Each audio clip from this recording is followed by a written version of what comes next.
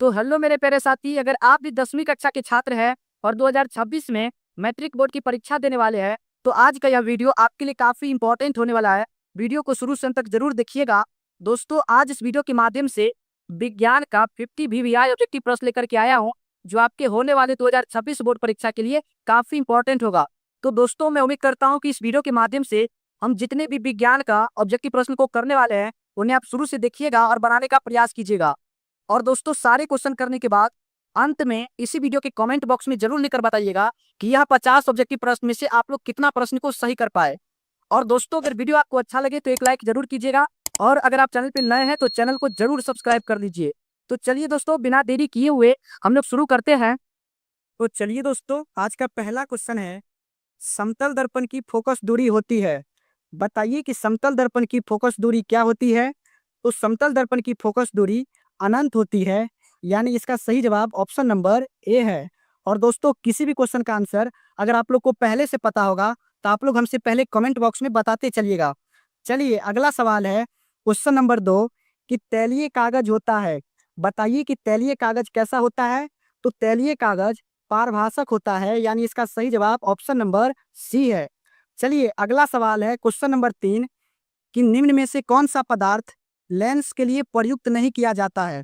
बताइए कि निम्न में से कौन सा पदार्थ लेंस के लिए प्रयुक्त नहीं किया जाता है। तो मिट्टी, इसका सही जवाब ऑप्शन नंबर डी है। चलिए, अगला सवाल है क्वेश्चन नंबर 4 कि निर्गत किरण और अभिलंब के बीच के कोणों को कहते हैं। बताइए कि निर्गत किरण और अभिलंब के बीच के कोण को क्या कहते हैं। तो निर्गत कोण कहते हैं, यानी इसका सही जवाब ऑप्शन नंबर सी है। चलिए, अगला सवाल है क्वेश्चन नंबर 5 कि सोना की परमाणु संख्या है। बताइए कि सोना की परमाणु संख्या क्या है। तो सोना की परमाणु संख्या 79 है, यानी इसका सही जवाब ऑप्शन नंबर सी है। दोस्तों, इस वीडियो के माध्यम से हम जितने भी विज्ञान का ऑब्जेक्टिव प्रश्न को करने वाले हैं, आपकी होने वाले 2026 बोर्ड परीक्षा के लिए काफी इंपॉर्टेंट है, तो आप लोग सारे प्रश्न को याद करते चलिएगा। चलिए, अगला सवाल है क्वेश्चन नंबर 6 कि चींटी के डंक में कौन सा अम्ल पाया जाता है। बताइए कि चींटी के डंक में कौन सा अम्ल पाया जाता है। तो मिथेनोइक अम्ल, यानी इसका सही जवाब ऑप्शन नंबर सी है। चलिए, अगला सवाल है क्वेश्चन नंबर 7 कि मनुष्य के शरीर की सबसे बड़ी ग्रंथि है। बताइए कि मनुष्य के शरीर की सबसे बड़ी ग्रंथि क्या है। तो मनुष्य के शरीर की सबसे बड़ी ग्रंथि यकृत है, यानी इसका सही जवाब ऑप्शन नंबर डी है। चलिए, अगला सवाल है क्वेश्चन नंबर 8 कि रक्त क्या है। बताइए कि रक्त क्या है। तो रक्त एक उत्तक है, यानी इसका सही जवाब ऑप्शन नंबर ए है। चलिए, अगला सवाल है क्वेश्चन नंबर 9 कि जीन शब्द किसने प्रस्तुत किया। बताइए कि जीन शब्द किसने प्रस्तुत किया। तो जोहानसन ने, यानी इसका सही जवाब ऑप्शन नंबर सी है।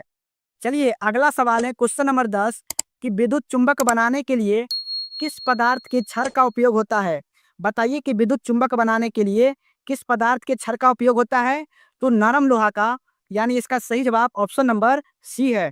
चलिए, अगला सवाल है क्वेश्चन नंबर 11 कि विभवांतर का एसआई मात्रक क्या है। बताइए कि विभवांतर का एसआई मात्रक क्या है। तो विभवांतर का एसआई मात्रक वोल्ट है, यानी इसका सही जवाब ऑप्शन नंबर डी है। और दोस्तों, किसी भी क्वेश्चन का आंसर पता है तो आप लोग हमसे पहले बताते चलिए। अगला सवाल है क्वेश्चन नंबर 12 कि विद्युत बल्ब का फिलामेंट निम्न में से किस धातु का बना होता है। बताइए कि विद्युत बल्ब का फिलामेंट जो होता है वह किस धातु का बना होता है। तो टंगस्टन का बना होता है, यानी इसका सही जवाब ऑप्शन नंबर डी है। अगला सवाल है क्वेश्चन नंबर 13 कि विद्युत आवेश का एसआई मात्रक होता है। बताइए कि आवेश का एसआई मात्रक क्या होता है। तो आवेश का एसआई मात्रक कूलम्ब होता है, यानी इसका सही जवाब ऑप्शन नंबर डी है। चलिए, अगला सवाल है क्वेश्चन नंबर 14 कि मानव आहारनाल का सबसे लंबा भाग है। बताइए कि मानव आहारनाल का सबसे लंबा भाग क्या है। तो मानव आहारनाल का सबसे लंबा भाग छोटी आंत है, यानी इसका सही जवाब ऑप्शन नंबर बी है। चलिए, अगला सवाल है क्वेश्चन नंबर 15 कि परागकण निम्न में से किसके अंदर बनते हैं। बताइए कि परागकण निम्न में से किसके अंदर बनते हैं। तो परागकण जो बनते हैं वह परागकोश के अंदर बनते हैं, यानी इसका सही जवाब ऑप्शन नंबर ए है। चलिए, अगला सवाल है क्वेश्चन नंबर 16 कि चालनी नालिकाएं पाई जाती है। बताइए कि चालनी नालिकाएं पाई जाती है। तो फ्लोएम में, याद रखिएगा कि चालनी नालिकाएं पाई जाती है फ्लोएम में। अगला सवाल है क्वेश्चन नंबर 17 कि आरबीसी की जीवन अवधि होती है। बताइए कि आरबीसी की जीवन अवधि कितनी होती है। तो आरबीसी का अर्थ है रेड ब्लड सेल, और हिंदी में बोले तो लाल रक्त कोशिकाएं। तो बताइए कि लाल रक्त कोशिकाएं की जीवन अवधि कितनी होती है। तो 120 दिन, यानी इसका सही जवाब ऑप्शन नंबर ए है। चलिए अगला सवाल है क्वेश्चन नंबर 18 कि फूल में नर प्रजनन अंग है। बताइए कि फूल में नर प्रजनन अंग क्या है। तो फूल का जो नर प्रजनन अंग है वह पुंकेसर है, यानी इसका सही जवाब ऑप्शन नंबर ए है। अगला सवाल है क्वेश्चन नंबर 19 कि निम्नलिखित में से किसे अनुवांशिका का पिता कहा जाता है। बताइए कि निम्नलिखित में से किसे अनुवांशिकता का पिता कहा जाता है। तो ग्रेगर जॉन मेंडल को, यानी इसका सही जवाब ऑप्शन नंबर बी है। अगला सवाल है क्वेश्चन नंबर 20 कि हरे पौधे कहलाती है। बताइए कि हरे पौधे क्या कहलाती है। तो हरे पौधे उत्पादक कहलाती है, यानी इसका सही जवाब ऑप्शन नंबर ए है। चलिए अगला सवाल है क्वेश्चन नंबर 21 कि ओजोन परत पाई जाती है। बताइए कि ओजोन परत कहाँ पाई जाती है। तो स्ट्रेटोस्फीयर में, यानी इसका सही जवाब ऑप्शन नंबर ए है। चलिए अगला सवाल है क्वेश्चन नंबर 22 कि ऐसे तत्व जो इलेक्ट्रॉनों को त्याग कर धनात्मक आयन बनाते हैं कहे जाते हैं। बताइए कि कौन सा तत्व है जो इलेक्ट्रॉन का त्याग करके धनात्मक आयन बनाता है। तो धातु है ना। कौन इलेक्ट्रॉन का त्याग करता है। तो धातु जो है वह इलेक्ट्रॉन को त्याग कर धनात्मक आयन बनाते हैं। इसका सही जवाब ऑप्शन बी है। चलिए अगला सवाल है क्वेश्चन नंबर 23 कि लोहा पर जिंक लेपित करने की को क्या कहते हैं। बताइए कि लोहा पर जिंक लेपित करने की प्रक्रिया को क्या कहते हैं। तो गैल्वेनीकरण कहते हैं, यानी इसका सही जवाब ऑप्शन नंबर सी है। चलिए अगला सवाल है क्वेश्चन नंबर 24 कि आभूषण बनाने वाला सोना होता है। बताइए कि आभूषण बनाने वाला सोना कितना कैरेट का होता है। तो 22 कैरेट का। याद रखिएगा कि आभूषण बनाने वाला सोना जो होता है वो 22 कैरेट का होता है। और अगर आपसे पूछे कि शुद्ध सोना कितने कैरेट का होता है, तो शुद्ध सोना जो है वह 24 कैरेट का होता है, लेकिन आभूषण बनाने वाला सोना जो होता है वह 22 कैरेट का होता है।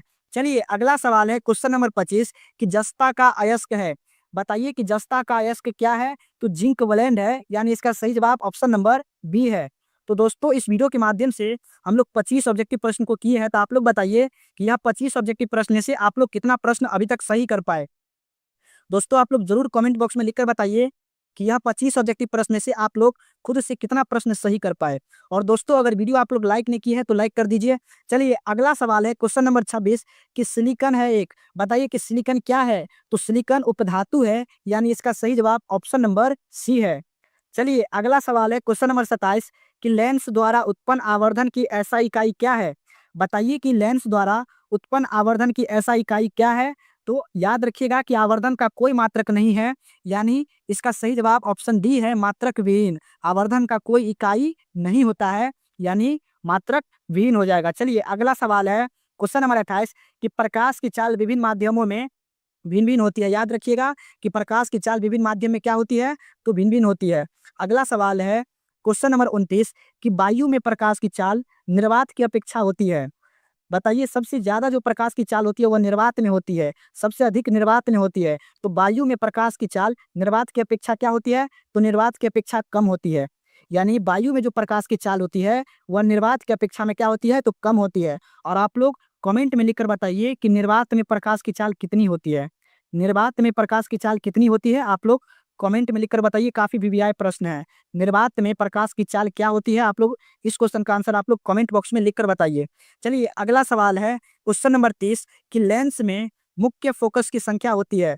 बताइए कि लेंस में मुख्य फोकस की संख्या कितनी होती है। तो 2 होती है, यानी इसका सही जवाब ऑप्शन नंबर बी बी है। चलिए अगला सवाल है क्वेश्चन नंबर 31 कि विद्युत का अच्छा चालक है। बताइए कि विद्युत का सबसे अच्छा चालक क्या है। तो विद्युत का सबसे अच्छा चालक चांदी है, यानी इसका सही जवाब ऑप्शन नंबर डी है। चलिए अगला सवाल है क्वेश्चन नंबर 32 कि सिरका में निम्न में से कौन सा अम्ल पाया जाता है। बताइए कि सिरका में निम्न में से कौन सा अम्ल पाया जाता है। तो सिरका में एसिटिक अम्ल पाया जाता है, यानी इसका सही जवाब ऑप्शन नंबर डी है। अगला सवाल है क्वेश्चन नंबर 33 कि दाढ़ी बनाने के लिए कौन सा दर्पण का इस्तेमाल होता है। बताइए कि दाढ़ी बनाने के लिए कौन सा दर्पण का इस्तेमाल होता है। तो अवतल दर्पण का, यानी इसका सही जवाब ऑप्शन नंबर सी है। अगला सवाल है क्वेश्चन नंबर 34 कि श्वेत प्रकाश वर्णक्रम में किस रंग का किरण का विचलन अधिक होता है। बताइए कि श्वेत प्रकाश वर्णक्रम में किस रंग का किरण विचलन अधिक होता है। तो किसका विचलन अधिक होता है। तो बैगनी रंग का जो विचलन होता है वह सबसे अधिक होता है। चलिए अगला सवाल है क्वेश्चन नंबर 35 कि तारे के टिमटिमाने का कारण है। बताइए कि तारे के टिमटिमाने का कारण क्या है? तो वायुमंडलीय अपवर्तन, वायुमंडलीय अपवर्तन यानी इसका सही जवाब ऑप्शन नंबर सी है। चलिए अगला सवाल है क्वेश्चन नंबर 36 कि मानव नेत्र के लिए दृष्टि का अस्थायित्व होता है। बताइए